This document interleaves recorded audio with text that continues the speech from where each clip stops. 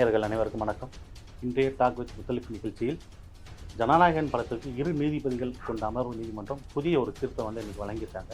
அதைத் தொடர்ந்து தாவேக்காவுடைய செங்கோட்டையன் அவர்கள் கூட்டணி குறித்து ஒரு அறிவிப்பையும் வெளியிட்டிருக்காரு. மேலும் திமுகவுடைய மகளிர் அணி மாநாடு பற்றிய ஒரு விவாதத்தை இன்று நம்ம பார்ப்போம்.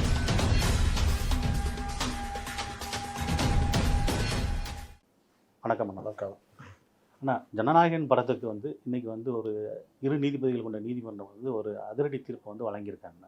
இதை பற்றி உங்களுக்கு கருத்து சொல்லுங்கள். ஜனநாயகன் படம் அவர் வழக்கமான, அதாவது அவருடைய கடைசி படம், அவருடைய இது அரசியல், இது ஏதோ எம்ஜிஆர் மாதிரி கொள்கை படம் எடுத்த மாதிரி ஒரு பில்டப்லாம் பண்ணாங்க. இவர் படத்தில் பல தடவை பல பிரச்சனைகள் ஆகிருக்குது. அந்த மாதிரி ஆனதுக்கு சில காரணங்களை இவங்க எனக்கு என்ன தென்னாவட்டா விஷயங்கள் அணுகிறது தான். இந்த ஜனநாயகன் படத்தையும் அந்த 2 மாதம் டைம் இருக்கும், 60 நாள் முன்னாடி சென்சாருக்கு அனுப்பணும். அதெல்லாம் பலரும் சொல்லியும் தெனாவட்டாக இங்கே சென்சாரை இவர்கள் அணுகுன விதம் பிரச்சனை ஆகுது. சென்சார் பல காட்சிகளை கட் பண்ணணும்னு சொல்கிறப்போ இவர் எனக்கு என்னென்னு கொடுத்துட்டு மலேசியா போயிட்டாங்க அந்த இது கொண்டாடுறதுக்கு. அப்புறம் எனக்கு என்னென்னு அணுகுனோன்னா அவங்க லேட் ஆகும்பா அந்த மாதிரி காட்சிகள்லாம் கட் பண்ணோன்னா அதை உடனே பேசி ஒரு கமிட்டி போட்டுருந்தா வேலை முடிஞ்சிருக்கும், நேரத்துக்குலாம் ரிலீஸ் ஆகிருக்கும். ஆமாம். கோர்ட்டுக்கு போனாங்க. கோர்ட்டுக்கு போனோன்னா அவங்க என்ன சொல்லிட்டாங்க, எங்கள் வேலைங்க இது, நாங்கள் வேலையை முடிச்சா தான் இது பண்ணுவோம். நாங்கள் தான் சர்டிஃபிகேட் தரமாட்டோன்னு சொன்னோமா, இல்லை படத்தை தடை செய்யணும்னு சொன்னோமா? வேலை செஞ்சுட்டு இருக்கும்போது இவங்க இங்கே வராங்கன்னா எங்கள் இதை கேளுங்க அப்படின்னோன்னா அந்த தனி நீதிபதி இல்லை சர்டிஃபிகேட் கொடுத்தே ஆகணும்னு தீர்ப்பு சொன்னாங்க. உடனே இவங்க பெஞ்சுக்கு போனாங்க. பெஞ்சில் டிவிஷன் பெஞ்சில் தலைமை நீதிபதி அமர்வு அவர் என்னான்னு கேட்குறாரு, இந்த மாதிரி விஷயம்னா என்னப்பா நீங்கள் என்ன சொல்கிறீங்கன்னா, நாங்கள் எங்கள் வேலையை பார்த்துட்ருக்கோங்க, படத்தில் ரிவைஸ் கமிட்டி போட்டு படத்தை பார்க்கணும், புகார்லாம் வந்திருக்குன்னா, இல்லை எங்களுக்கு சீக்கிரம் வேணும் அப்படி இப்படின்னப்போ பிரச்சனை ஆகுது. உங்கள் இஷ்டத்துக்குலாம் பண்ணுறதுக்கு கோர்ட்டு கிடையாது, நீ போயிட்டு 21ஆம் வா அப்படின்னு தள்ளி வைக்கிறாங்க. சரி, அப்போவாது சென்சார் கமிட்டியை பேசி எதாவது பண்ணி ரிவைஸ் கமிட்டி போடுங்க சார், பார்த்துக்கலாம் சார், நம்ம கேஸை வாபஸ் வாங்குறோம் சார் ஏதாவது சொல்லணும். அப்போவும் பண்ணாமல் சுப்ரீம் கோர்ட்டு போகிறாங்க. சுப்ரீம் கோர்ட்டு கீழமை நீதிமன்றத்தில் ஒரு வழக்கு இருக்குன்னா கையில் எடுக்க மாட்டாங்க. இவங்க போனவுடனே என்னப்பா பிரச்சனை மாதிரி பிரச்சனை, வழக்கு அங்கே விசாரணையில் இருக்குது சார், அங்கே போய் பாரு, அங்கே ஏதாவது பிரச்சனைனா இங்கே வாங்கிட்டாங்க. இப்போ அங்கேயும் மறுபடியும் இங்கே வரும்போது 20ஆம் எல்லா தரப்பையும் கேட்டுட்டு அன்னைக்கும் நாங்கள் ரிவைஸ் கம்பெனி சீக்கிரம் பண்ண சொல்லுங்கள், எங்களுக்கு வேறு எதுவும் கோரிக்கை இல்லை, நாங்கள் ஒத்துழைக்க தயாராக எதுவும் சொல்லலை. அன்றைக்கும் பழைய கதையை எடுக்கிறாங்க, யார் புகார் கொடுத்தா அது இதுன்னு. அப்புறம் நீங்கள் ரிவைஸ் கமிட்டி எப்போ போடுவீங்க, 20 நாள் ஆகும். சரி நான் சொல்கிறேங்கன்ட்டு அவர் தள்ளி வச்சிட்டாரு. இன்றைக்கி வழக்கு மறுபடியும் விசாரணைக்கு வந்தது. என்ன தகவல் வந்துச்சுன்னா யூஏ சான்றிதழ் கொடுத்துருவாங்க, இன்னும் 1 வாரம் 10 நாளில் படத்தை வெளியிடுவாங்கன்ற மாதிரி தகவல் நேற்று வந்தது. ஆனால் அது நடக்கலை. பார்த்தா இன்றைக்கி அந்த தீர்ப்பு, தனி நீதிபதி கொடுத்த தீர்ப்பு ரத்து. இந்த இதை மறுபடியும் புதுசாக வழக்கை நடத்தணும், சென்சார் போர்டு என்ன சொல்லுதுன்னு கேட்டுட்டு பண்ணணும்னு. அப்போ மறுபடியும் ஃபஸ்ட்டில் இருந்தா ஒரு படத்தில் வடிவேல் சொல்லுவார், மறுபடியும் முதல்ல இருந்தா அந்த மாதிரி மறுபடியும் முதல்ல இருந்து வழக்கை நடத்தி அதுக்கு தனி நீதிபதி ஒரு இதை கொடுத்து அது மறுபடியும் இவர்கள் அது ரிவைஸ் கமிட்டி போய் ரிவைஸ் கமிட்டி பார்த்துட்டு அவங்க சொல்கிறதெல்லாம் இவங்க கட் பண்ணி கொடுத்து அதுக்கப்புறம் சென்சார் சர்டிஃபிகேட் வரதுக்கு எப்படியும் 10 நாள் 15 நாள் ஆகும். அப்போ பிப்ரவரி மாதம் 2nd வீக்கில் தான் படம் வெளியே வர மாதிரி இருக்கும் அப்படின்னு நான் நினைக்கிறேன். இவங்க 20 நாள் அவங்க கமிட்டி போகிறதுன்னு சொன்னாங்க. ஒருவேளை வேணும்னா 20 நாள் ஆக்குனாங்கன்னா அது சொல்ல முடியாது. இதுதான் நீங்கள் பரபரப்பாக கொண்டு போய்கிட்டே இருக்கிறாங்க. பரபரப்பாக கொண்டு போகிறாங்கன்னா அது சட்ட ரீதியாக தாங்க போகுது. நான் தான் சொல்கிறேன்ல, பராசக்திக்கும் இதே பிரச்சனை தான். ஆமாம். அவங்க கோர்ட்டுக்கெலாம் போகல, சரிங்க ஏன் போடுங்கன்னாங்க. 10 சீட்டை 10 எதுவும் கட் பண்ணாங்க போல். கம்முன்னு வாங்கிட்டு படத்தை வெளியிட்டாங்க. படம் ஒன்றும் இல்லாமல் போச்சுன்னு வச்சுக்கிங்க. நடைமுறை அதே வேலையை நீங்கள் பண்ணியிருந்தீங்கன்னா உங்களை யார் பெருசாக மலேசியாவுக்குலாம் போய்கிட்டு பெரிய இதெல்லாம் பண்ண சொன்னது? இங்கே ஒரு ஆள் சரியான ஆள் உட்காந்து என்ன இதுன்னு பார்த்து பண்ணணும்ல. இல்லை விஜய்க்கு இதையே பண்ண தெரியலாம், இவர் கையில் ஆட்சியை கொடுக்கணுமா? ஒரு நடிகர் உன் படம் கடைசி படம் பாஜக எதிர்க்கிற, அதிமுக எதிர்க்கிற, திமுக எதிர்க்கிறன்னா பிரச்சனை பண்ணுவாங்கன்னு தெரியும். அப்போ அதுக்கு வழி ஏற்படுத்தி கொடுக்காம ஒரு 60 நாளைக்கு முன்னாடியே படத்தை அனுப்பிச்சிட்டா அதுக்கு வழிமுறை இருக்குல்ல. ஆமாம். அனுப்பிச்சிருந்தா அவங்க என்ன பிரச்சனை பண்ணாலும் அந்த 60 நாளுக்குள்ளே முடிஞ்சிடும். படத்தை நீங்கள் வெளியிட்டு வாங்கியிருக்கலாம். அதை விட்டுட்டு தெனாவட்டா தட்கலில் போடுறது, தட்கலில் போட்டால் கூட வேலை முடிஞ்சிருக்கும். அவங்க கேட்கறதுலாம் பதில் சொல்லாமல் நான் விழா நடத்த போகிறேன் அப்படின்னு போனால் என்ன எல்லாரும் உங்களுக்கு சேவை செய்யணும். ஆனால் புஷி ஆனந்த் அங்கே உட்காந்துக்கிறாரு சென்சார் போர்டில். ஒருத்தர் புஷி ஆனந்த், வெங்கட்ராமன், ஆதவ அர்ஜுனா, ஜான் இவங்களாம உட்காந்துருக்காங்க. அவங்க யாருன்னு அவங்க காமிப்பாங்கல்ல. அவங்கள பொறுத்த வரைக்கும் இது ஒரு படம். நீ ஜனநாயகன் வச்சுக்கோ, பிணநாயகன் வச்சுக்கோ, எதனா வச்சுக்கோ. என்னை பொறுத்த வரைக்கும் படம். எனக்கு என் கண்டிஷன்ஸுக்கு ஒத்து வந்தால் சர்டிஃபிகேட் தருவேன், இல்லை தரமாட்டேன். இப்போ பல பிரச்சனை உங்களுக்கு. இந்த படம் வெளியே வரது தள்ளி போகிறதுனால வருமானம் போச்சு, அதில் பெரிய அளவில் அடிப்படும். அமேசானு வாங்கியிருக்கான், டேட்டு தள்ளி போனால் அவன் ரேட்டை குறைப்பான், அந்த ஒரு பிரச்சனை. இந்த மாதிரி பல பிரச்சனைகளே இப்போ அந்த படக்குழு சந்திக்குது. இப்போ நம்ம ஒரு செங்கோட்டையன் அவர்கள் கூட்டணி குறித்து பேசும்போது என்ன சொல்கிறாருன்னா, டிடிவி கிட்ட நாங்கள் தான் முதல்ல வந்து பேச்சுவார்த்தை நடத்திக்கிட்டு இருந்தோம். ஆனால் இப்போ வந்து டெல்லி டீம் வந்து அவங்கள தனியாக கொண்டு போய் அங்கே அவங்களுடைய கூட்டணியில் சேர்த்துட்டாங்க. இப்போ நாங்கள் வந்து ஓபிஎஸ்டியும் ராமதாஸ் அவர்கள்ட்டையும் கூட்டணி பேசிக்கிட்டு இருக்கோம். கண்டிப்பாக அவங்க எங்கள் சைடு தான் வருவாங்கங்கிற மாதிரி செங்கோட்டையன் அவர்கள் சொல்லியிருக்காரு. இதற்கு இன்றைக்கி வந்து டிடிவி அவர்கள் வந்து கடுமையாக வந்து மறுப்பு தெரிவிச்சிருக்காங்க. இதை எப்படி பார்க்கலாம்னு? டிடிவிகிட்ட அவர் பேசியிருக்கலாம், இல்லை அவர் பார்த்துக்கலான்னு சொல்லியிருக்கலாம், எதாவது நடந்திருக்கும். அரசியல்னு அப்படி தானே. உங்கள்கிட்ட கூட பேச்சுவார்த்தை நடத்தினாங்க, அது அவர் செங்கோட்டையனுக்கு தெரியாது, விஜய் தனியாக நடத்தினார். அப்போ நீங்கள் வரலல்ல. இப்படி தான் நடக்கும். பேச்சுவார்த்தை, கடைசி நேரம் மாறுதல் எல்லாம் நடக்கும். அவங்கவுங்களும் சாமர்த்தியம், அவங்க போவாங்க. உங்களை நம்பி வர்றதுக்கு உங்கள் கட்சியில் என்ன இருக்குது அப்படின்ற கேள்வி இருக்குல்ல. இப்போ காங்கிரஸ் ஏன் வரமாட்டேங்குது? 20 சீட்டு தான் வேணும், 40 சீட்டு வேணும்னு நின்றுட்டு இருக்காங்க, சண்டை நடந்துகிட்ருக்குது. நைட்லாம் முட்டிகிட்டு இருக்கிறாங்க, சண்டை போட்டுக்கிறாங்க. ஏன் டக்குன்னு ஒரு முடிவு எடுத்து தாவா கிட்ட வர முடியல? கட்சியே கிடையாதுன்றது தானே. யார்கிட்ட உட்காந்து பேசுறது? யார் லீடர்ஷிப் குவாலிட்டி யார் இருக்கா? செங்கோட்டையனை தவிர நீங்கள் யார்கிட்ட உட்காந்து பேச முடியாது. அப்போ இது என்ன கட்சி? அதனால தான் காங்கிரஸ் பயப்படுது. அப்போ டிடிவி மட்டும் எப்படி வருவார்? அவர் நான் வரவே இல்லைப்பா, நான் அந்த சைடே வரேன்னு சொல்லவே இல்லை, இவராக சொல்லி திரிகிறாருன்னு அவர் சொல்கிறாரு. என்னை கெஞ்சினார், நான் போயிட்டேன், மாட்டிக்கிட்டேன், நீ வா துணைக்கு வான்னு கூப்பிட்டா நான் வரமாட்டேன்னு சொல்லிட்டேன். ஓபிஎஸ்டே நீங்கள் என்ன பேச்சுவார்த்தை நடத்தினாலும் ஓபிஎஸ் ஏடிஎம்கே தான் வரப்போகிறார், என்டிஏ கூட்டணி தான் வரப்போகிறார். மூணாவது யார்? ஐயா ராமதாஸ். அவர்கிட்ட கட்சியே கிடையாது, ஐயா ராமதாஸ் தான் இருக்கார், பாமக இல்லையே. அப்போ அவர் என்ன பண்ணுவார்? இன்றைக்கி அங்கே சேர்க்கறதுக்கு திருமாவளவன் ஒத்துக்கலை, அதனால் திருமாவளவன் எதுக்கு பகைச்சிக்கணும்? ஒரு பக்கம் காங்கிரஸ் சண்டை போட்டுனுக்குது, திருமாவளவன் அப்போ திருமாவளவன் காங்கிரஸ் ஒன்றா சேர்ந்து வெளியே போயிட்டாங்கன்னா அது பெரிய பிரச்சனை நமக்கு மாறிடும்னு டிஎம்கே ஐயா நம்ம அடுத்த ஜென்மத்தில் சந்திப்போம் ஐயான்னு விட்டாங்க. இப்போ ஐயா பாடு திண்டாட்டம் ஆயிடுச்சு. என்ன பண்ணுறது? யாரா இருக்கா பார்த்தா ஒரே கட்சி, இந்த கட்சி தான். 60 சீட்டு கேட்டாலும் கொடுப்பாங்க ஐயாவுக்கு. கண்டிப்பாக. ஐயா என்னங்க ஐயா, நீங்கள் போய் கேட்டு நாங்கள் தராமல் இருப்போமா? எவ்வளோ ஐயா கேட்குறீங்க? 16 சீட்டு கொடுங்க ஐயா, 160 கூட வச்சுக்கிங்க, மீதி நாங்கள் நிற்கிறோம், வேட்பாளர் இல்லை ஐயா அப்படின்ட்டு. ஆனால் அவர் வந்து இவங்கள்ட்ட போவாரான்னு தெரியல. ஆனால் திமுகவுக்கு எதிராக இன்றைக்கே ஒரு அறிக்கை விட்டுருக்காரு. மின்கட்டணம் சம்மந்தமாக டிஜிட்டல் மீட்டர் பொறுத்துறன்றதை சென்னையில் கொஞ்சம் இடங்களில் மட்டும் பண்ணியிருக்கீங்க, நீங்கள் வாக்குறுதி கொடுத்துட்டு வந்து இன்றைக்கி எதையுமே நிறைவேற்றலை, மாதந்தோறும் மின்கட்டணம்ன்றது பண்ணலை, பொதுமக்கள் கடுமையாக பாதிக்கிறாங்க, தேர்தல் நேரம் கடுமையான வெயில் காலம், பட் அந்த கோவம் எல்லாம் ஓமல் தான் திரும்ப போகுதுன்னு இன்றைக்கி அறிக்கை விட்டுருக்காரு. அதனால் ஐயா வந்து திமுகவை புறக்கணிக்கின்ற முடிவை வந்துட்டார் போல். இல்லை, ஆக்சுவலாக டிடிவியுமே இன்றைக்கி அவங்க கொடுத்தது என்ன சொல்லியிருக்காங்க அப்படின்னா, 3 முறை வந்து அதிமுக வந்து முதல்வராக இருந்தவர், அவர் எப்படி வந்து திமுகலையோ அதை வேறு ஏதோ ஒரு கட்சியிலையும் வந்து சேர்றதுக்கான வாய்ப்புகளே இல்லைங்கிற மாதிரி அவர் சொல்லியிருக்காரு. ஆமாம், அதானே உண்மை. மற்றவங்க போகிறது வேறு. உங்களை முதலமைச்சர் பதவியில் வச்சு அழகு பார்த்தாங்க, அப்புறம் நீங்கள் எங்கே போன ஒழுங்காக இதுவாகவே இந்த பொதுக்குழு நடக்கும் போதே அவங்க 2 ஆப்ஷன் கொடுத்தாங்க, துணை பொதுச்செயலாளர் இல்லை பொருளாளர், ஏதாவது ஒன்று நில்லுங்கன்னாங்க, உங்களுக்கு கொடுக்குறோம், செகண்ட் லெவல் பொசிஷன் கொடுக்குறோம். அப்போ அவர் முதல்வர் துணை இருந்துட்டு போயேன், என்ன கெட்டு போகுது? ஆனால் திமிர் எடுத்து போய் ஒன்றும் இல்லாமல் போய் இப்படி சுற்றிக்கின்னு இருக்காரு. அதனால் ஓபிஎஸ் எங்கேயும் போக முடியாது. இந்த கிருஷ்ணசாமி கூட சொல்லிட்டாரு, நான் எப்போங்க என்டிஏ விட்டு போகிறேன்னு சொன்னேன் டேப்பில். ஓ இது நல்லா இருக்குதே, இந்த கதை வேறு மாதிரி இருக்குதே அப்படின்னு இப்படி தான் பேசுவாங்க. நாளைக்கு பிரேமலதா தான் சொல்லுவாங்க, நான் எப்போ சொன்னேன்? சொல்லவே இல்லை. நான் அண்ணன் எடப்பாடி கரத்தை வலுப்படுத்துவேன் என்று தானே ஆரம்பத்தில் சொல்லு. நீங்கள் 2024 தேர்தலில் பார்த்தீங்கன்னா நான் பல இது பேசியிருப்பேனே, நான் எப்போ சொன்னேன்? இல்லைங்க நீ முடிவெடுக்கிறேன்னு சொன்னீங்களா? ஆமாம் முடிவெடுக்கிறேன்னா, என்டிஏ வர்றதுக்கு முடிவெடுக்கிறேன்னா. இல்லை நீ அன்றைக்கி சொல்கிறேன்னு சொன்னீங்க, அப்புறமா நீங்கள் சொல்லவே இல்லை. உங்கள்கிட்டலாம் உடனே சொல்கிறேன், நான் முடிவெடுத்தா உங்களை கூப்பிட்டு சொல்கிறேன் நல்லா, அப்புறம் என்ன நீங்கள் ஏன் பதட்டப்படுறீங்க? அந்த மாதிரி யார் வெயிட்டாக கவனிக்கிறாங்களோ அவங்கள்ட்ட தான்ன்ற ஒரு முடிவு எடுத்துட்டாங்க. அதனால் அவங்களும் வரதுக்கு வாய்ப்பு இருக்குது, சொல்ல முடியாது. இப்போ குழப்பமே இல்லாத என்டிஏ கூட்டணியில் வந்து குழப்பத்தை ஏற்படுறதுக்காக திமுக பல்வேறு வகையில் வந்து மூவ் பண்ணிக்கிட்டு இருக்காங்க. ஆனால் அவங்களுடைய கூட்டணியில் இன்றைக்கி வந்து தளபதி அவர் வந்து என்ன சொல்லியிருக்காருன்னா, காங்கிரஸுக்கு வந்து 3000 ஓட்டு கூட கிடையாது, அவங்களுக்கு பூத் கமிட்டி கூட போடுறது கூட அங்கே ஆள் இல்லை அப்படிங்கிற மாதிரி சொல்லியிருக்காரு. அதை வந்து ஜோதிமணி கடுமையாக எதிர்ப்பு தெரிவிச்சிருக்காங்க. ஸோ இவங்களுடைய இந்த கூட்டணியில் இருக்கக்கூடிய இந்த குழப்பத்தை ஏன் வந்து வேற மீடியா மூலமாவோ இது மூலமாவோ பேசுறதுக்கு வந்து தயங்குறாங்க?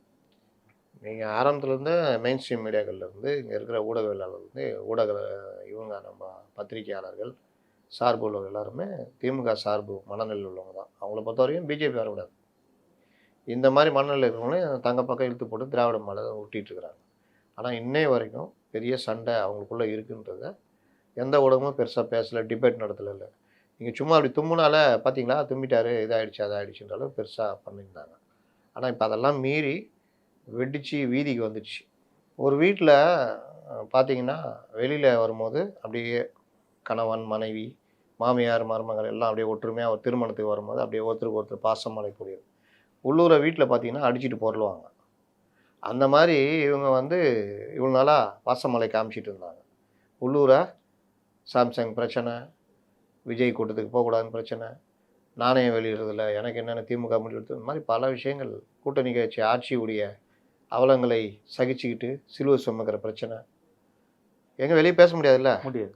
இப்படிலாம் ஓடிட்டு இருந்தது. இப்போ வெளியே சண்டை முடியை பிடிச்சி வெளியே இழுத்துட்டு வந்துட்டாங்க. இப்போ ரோட்டுக்கு என்னம்மா எல்லாம் ஒற்றுமையாக இருக்கீங்க, மாமியார் மருமகள்லாம் அப்படி இருந்தீங்க, இப்போ என்ன யார் நான் சொன்னம்மா அவன்கிட்ட ஒற்றுமையாக இருக்குன்னு, அந்த காலத்துலேருந்து அந்த பொம்பளை என்னை வாழ விட மாட்டா அப்படின்னு அடிச்சிக்கிறாங்க. அந்த மாதிரி அந்த காலத்துலேருந்தே என்னை காங்கிரஸை வாழ விடல, நீ மட்டும் யோக்கியம்மா, கனிமொழி தூக்கி உள்ளே வச்சேன், ராஜாவை தூக்கி உள்ளே வச்சேன், என்ன நான் வேலை பண்ணேன், நீ யோகியமா, வர்மா கமிஷன் எடுக்கட்டுமா, ஜெயின் கமிஷன் எடுக்கட்டுமா, இப்படியே இன்றைக்கி இன்னும் அதுதான் ஆரம்பிக்கலை. ஏன்னா ஜோதிமணிக்கெலாம் அதெல்லாம் தெரியுமா தெரியாதான்னு தெரில. மற்றபடி ஆட்சியில் பங்கு அதிகார பகிர்வு அது இதுன்னு ஆரம்பித்து அவங்க கூப்பிட்டு திட்டி ஒழுங்காக போயிருங்க, கட்சியே வளர்க்குற வழியை காணும், இந்த வேலைலாம் பண்ணுங்க போங்க அப்படின்னா, சரிங்க தலைவர் வரேன் தலைவர், நீங்கள் கீழே காலில் வந்து மறுபடியும் ட்வீட்டு, இப்படியே முட்டிக்கிட்டு இருக்குது. திமுகவுக்கு அது பெரிய பிரச்சனையாக மாறுது. வெளியே தோற்றலான்னா இன்னும் கண்டமாயிடும். ஏற்கனவே விஜய்னால பெரிய பிரச்சனை. கண்டிப்பாக இப்போ காங்கிரஸை வெளியே தோற்றுனா அது இன்னொரு பிரச்சனையாகும். அதனால் என்ன பண்ணுறது, ஏப்பா அவங்க ஆளுங்களை அடக்கி வைக்கும்பா, என்னப்பா ஒரே திட்டினுங்கிறாங்களே அப்படின்னு. நாங்கள் அடக்கி தாங்க வைக்கிறோம், கேட்க மாட்டேங்கிறாங்க. சரி அந்த 40 தொகுதி மறந்துடாதீங்க அப்படின்னு. 40ஆ? ஆமாம் பாருங்கள் அப்படி திட்டுனுங்கிறாங்க, அதெல்லாம் முடியாதுங்க, உங்கள் வாய் அடைக்கினா 40 தொகுதியாக வாங்கினா தான் எனக்கு மரியாதை அப்படின்னு செல்வ பிறந்தங்க. இந்த கேப்பில் ஜான் ஆரோக்கியசாமி அவர் உலக மகா ஸ்ட்ராட்டஜிஸ்டில் இப்போ அடுத்து அவரை வந்து ட்ரம்ப் கூப்பிட்டுக்கிறாப்புல. இந்த இஸ்ரேலு ஹமாஸ் போர் எப்படி நிப்பாட்டுறது, புட்டின்னு அந்த உக்ரைன் போரை எப்படி நிப்பாட்டுறது அப்படின்னு ஜான்கிட்ட ஆலோசனை கேட்கறதுக்கு கூப்பிட்ருக்காப்புல. ஒரு கட்சியை முட்டு சந்து கூப்பிட்டு போனது மட்டும் இல்லாமல் பள்ளம் தோண்டி புதைக்கிற ஒரு ஸ்ட்ராட்டஜிஸ்ட்னா அதுதான். பாவம் இவர் தப்பிச்சிக்கினார், அந்த அன்புமணி பாதி முட்டு சந்தில் கொண்டு விட்டு போயிட்டாப்புல. ஆனால் தாவேகா புதைச்சே தீர்வுன்னு ஒர்க் பண்ணுகிறாப்புல. அவர் என்ன பண்ணுறாரு, கிறிஸ் ஜோடங்கர்னு கிறிஸ்ட பாவத்தில் இருக்கிறார்ல, டெல்லியிலேருந்து வருவார், அவருக்கு தமிழ்நாடே தெரியாது, அவருக்கு ஏதோ போட்டுக்கிறாங்க, வர்றாரு போகிறார், அமைதியான மனுஷன், நல்ல மனுஷன், எந்த பழக்கம் இல்லையாங்க. அப்படியா?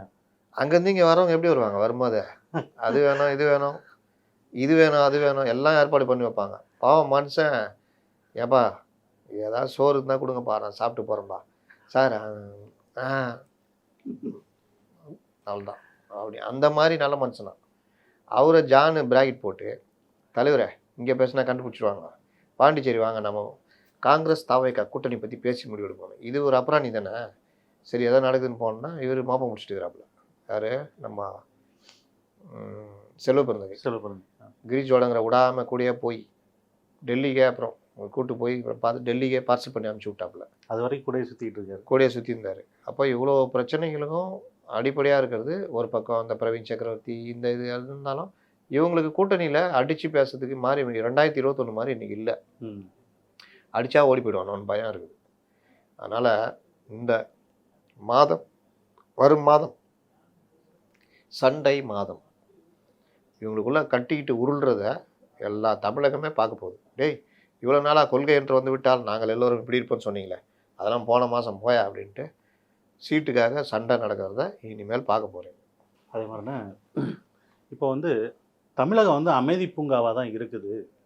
வெளி மாநிலங்கள்லேருந்து தான் போதைப் பொருட்களை வந்து இங்கே கொண்டு வந்துக்கிட்டு இருக்காங்க. அது குறிப்பாக பாஜக ஆளக்கூடிய மாநிலங்கள்லேருந்து தான் போதைப் பொருட்கள் இங்கே வந்து அதிகமாக வந்துக்கிட்டு இருக்குது.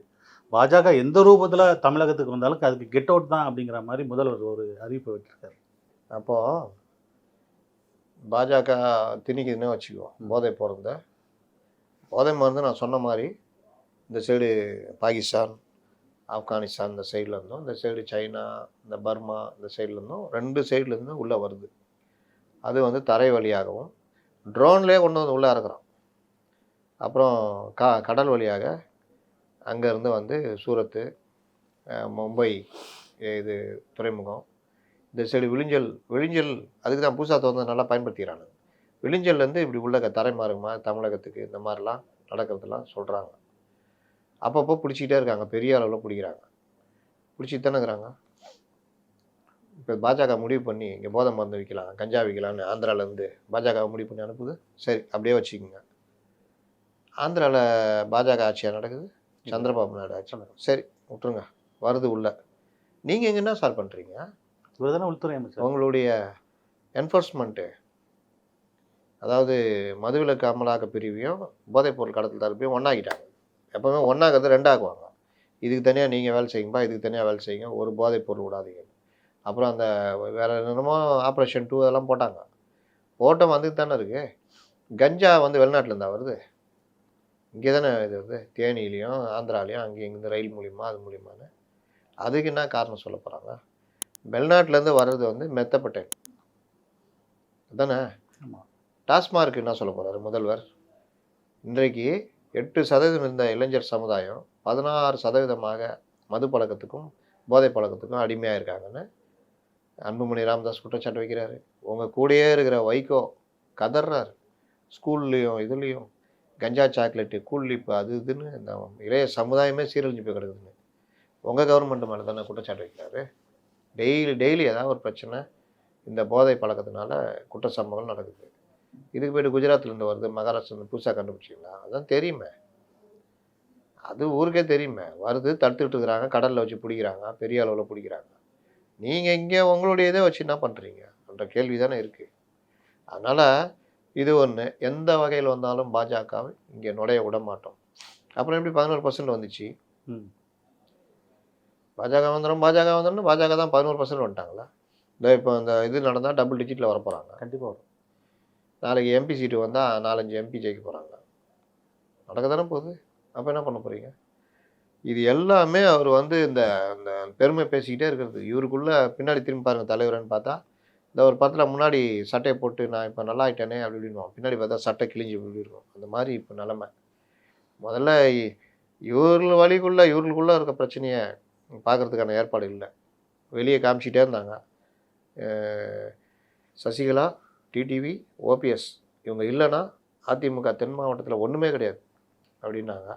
டிடிவி வந்தோடனே இவங்க தானே நரேட்டிவ் உருவாக்குனாங்க. டிடிவி வந்தோடனே அது வேறு மாதிரி ஆயிடுச்சு. இப்போது ஓபிஎஸ் இன்னைக்கு சொல்லிட்டாரு, அதிமுக ஒன்றிணைய வேண்டும் என்பதே இப்பொழுது தலையாய கோரிக்கை அப்படின்ட்டாவில். ஏதாவது ஒன்று சொல்லி வந்து உள்ளே வாங்கலை. இப்போ அது உள்ளே வரதுக்கான ஏற்பாடு தான். அது ஓபிஎஸ் உள்ளே வந்துட்டாரா? சசிகலா அவங்கள்ட்ட பேசி அவர்களுக்கும் 2 தொகுதி ஒதுக்குறாங்க, வாய்ஸ் கொடுக்க வைப்பாங்க, முடிஞ்சு போச்சு, அவ்வளோதான்.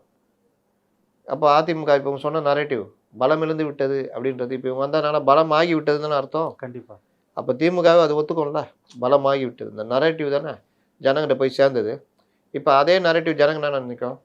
பரவாயில்லப்பா இவங்கெல்லாம் வந்துட்டாங்கப்பா, ஸ்ட்ராங்காக ஆகிடுச்சுப்பா அப்படின்னு. வைத்தியலிங்கமே யோசிப்பார், என்னடா இது நம்ம இங்கே வந்துட்டோம், அந்தாலும் அங்கே போயிட்டார் அப்படின்னு. அப்போ இதுதான் இன்னைக்கு நிலமை. இது இந்த நரேட்டிவ்கள் எதுவுமே செல்லவில்லை. இல்லை, இந்த நரேட்டிவ் இவர்களுக்கே எதிராக பேக் ஃபயர் ஆகுது அப்படின்றதான் அது அர்த்தம். அதே போல் பார்த்தீங்கன்னா அதிமுகவோட முன்னாள் அமைச்சர்கள் வந்து ஜெயக்குமாராக இருக்கட்டும், செல்லூர் ராஜாவாக இருக்கட்டும், இவங்கெல்லாம் பார்த்தீங்கன்னா இது வரைக்கும் தாவேகாவை பற்றி பெருசாக எந்த ஒரு எதிர்ப்புமே தெரிவிக்காமல் இருந்தாங்க. ஆனால் இப்போ சமீபமாக 2 நாளாக வந்து கடுமையான எதிர்ப்பை தெரிவிச்சிட்டு இருக்காங்க. செல்லூர் ராஜா வந்து அவர் பேசும்போது என்ன சொல்லியிருக்காருன்னா, அவர் சினிமாவில் டயலாக் பேசக்கூடிய வசத்தில் தான் நீங்கள் பொதுக்கூட்டத்தில் வந்து பேசிகிட்டு இருக்காரு அப்படிங்கிற மாதிரி சொல்கிறார். இன்னும் திண்டுக்கல் சீனிவாசன் திட்டினதை கேட்கலையே. ஊழலை பற்றி நீ பேசுறியா? உன் கூட இருக்கிறதுலாம் யார் போட்டு ஆட்டி என்ன அடிக்கிறாப்புல? இங்கே மேட்ரு என்னென்னா, ஆளுங்கட்சியாக இருக்கும்போதும் சரி, எதிர்கட்சியாக இருக்கும்போதும் சரி, தாவேக்காக அவ்வளோ உதவி செஞ்சுருக்காரு எடப்பாடி பழனிசாமி, அந்த அதிமுக. நீ இவர் ஆளுங்கட்சியாக முதல்வராக எடப்பாடி பழனிசாமி இருக்கும்போது தான் கொரோனா வந்ததில்ல, அப்போ மாஸ்டர் படம் இந்தியா முழுவதுமே சினிமா தேட்டர்களுக்கு 50% தான் ஆக்கப்பசி. 2 சீட்டு தான், 1 சீட்டு தான் உட்காரணும். 100 சீட்டு இருந்தால் 50 சீட்டு தான் பயன்படுத்தணும். 1 சீட்டு கேப் விட்டு இவருடைய சமூக அக்கறை பாருங்க. சுயநலமாக போய் கேட்டு 5 மணி நேரம் காத்து இருந்திருக்காப்புல எடப்பாடியை பார்க்குறதுக்கு. காத்து இருந்து அண்ணா பண்ணி கொடுங்கண்ணே அப்படின்னோடனே சரி ரைட்டு போங்க அப்படின்னு சொல்லிட்டு இவங்க படம் வெளியிடுறாங்க. ஜீவா வந்து பழையபடியே வருது.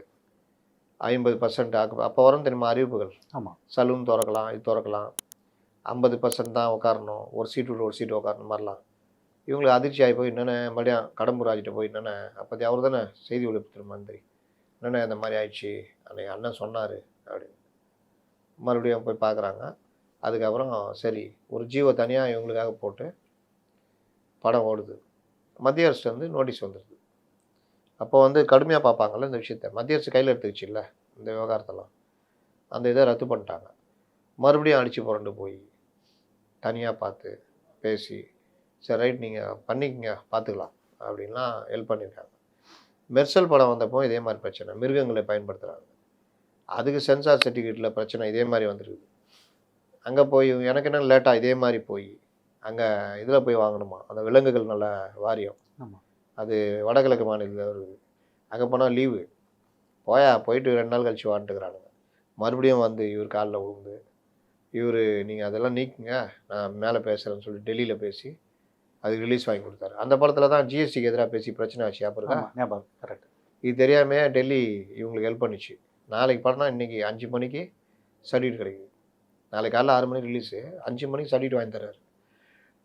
அவருக்கு தான் மிக நன்றியோட கருப்பு சிவப்பு சைக்கிளில் போய் திமுக ஓட்டு போட்டார், மற்றவங்களையும் போட சொன்னார்.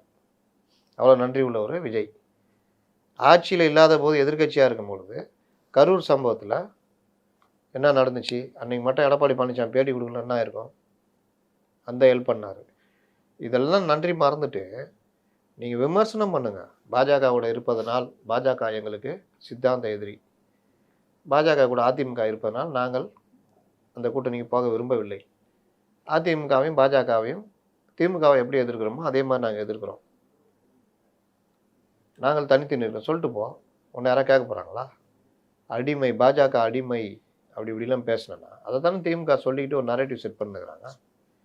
அதுக்கு தான் இப்போ ஏறி அடிக்கிறாங்க. இன்னும் சொல்லிட்டாங்க பேட்டா இன்னும் வெளியே கொண்டு வந்தோம் வச்சுக்கோ, நீ அரசியல் எதுவுமே அவியல் கூட பண்ண முடியாது பார்த்துக்கோன்ட்ட. இப்போ எங்கே போனாங்க விர்ச்சுவல் வாரியர்ஸ்லாம்? ஏன்னா அவங்களுக்கு இந்த விஷயங்கள்லாம் தெரியாது. இதுதான் விஷயம். இப்போ அன்புமணி ராமதாஸ் வந்து இன்றைக்கி வந்து ஒரு அறிவிப்பு வெளியிட்டிருக்காங்க. அதில் வந்து சென்னை மற்றும் அது நம்ம திருச்சி, திருவண்ணாமலை போன்ற நகரங்களில் வந்து போடப்படாத சாலைகள், அதாவது பெண்டிங் இருக்கக்கூடிய ஒர்க் உள்ள எல்லாத்துக்குமே வந்து பார்த்திங்கன்னா இமிடியேட்டாக டெண்டர் விட்டுருக்காங்க தமிழக அரசு. அதுக்கான ஃபண்டை வந்து பார்த்திங்கன்னா அடுத்த நிதிநிலை அறிக்கையில் இருந்து அடுத்த ஆண்டு நிதிநிலை அறிக்கையிலேருந்து எடுக்கிற மாதிரி சொல்லியிருக்காரு. ஸோ அப்போ அடுத்த ஆண்டு நிதிநிலை அறிக்கையிலேருந்து எடுக்க வேண்டிய அவசியம் என்ன? அப்போ அடுத்த ஆண்டு இவங்க வருவாங்களா வரமாட்டாங்கன்னு இவங்களுக்கே அந்த ஒரு பயம் இருக்குதா? இப்போ வந்து நீங்கள் புதுசாக பெரிய திட்டங்களுக்கு போட முடியாது, நிதியை ஒதுக்க முடியாது. ரெண்டாவது இந்த மாதிரி திட்டங்களை தொடங்கி வச்சா அதுக்கு டெண்டர்தாரர்கள் அந்த ஒப்பந்ததாரர்களை கரெக்ட் பண்ணிக்கலாம். தேர்தலுக்கு ஏதாவது செலவு பண்ணுங்கள், அது பண்ணுங்கள், இது பண்ணுங்கள், அடுத்து எங்கள் ஆட்சி வருமா நாங்கள் பண்ணித்தரோம், அதனுடைய வெளிப்பாடு தான். அதனால் இது வந்து அவங்க இப்போ டெண்டர்தாரர்களும் யோசிப்பாங்கல்ல, அடுத்தால இவங்க ஆட்சி வந்தால் தான் நம்மளுக்கு டெண்டர் கிடைக்கும் அப்படின்ற மாதிரி. அப்போ அந்த மாதிரி ஒரு குழப்பத்தை ஏற்படுத்தி தான் இந்த வேலை பண்ணுறாங்க. இது வழக்கமாக பண்ணுறது தான். உங்களுடைய பொன்னான நேரத்தை எங்களுக்காக செலவிட்டதுக்கு ரொம்ப நன்றி அண்ணா.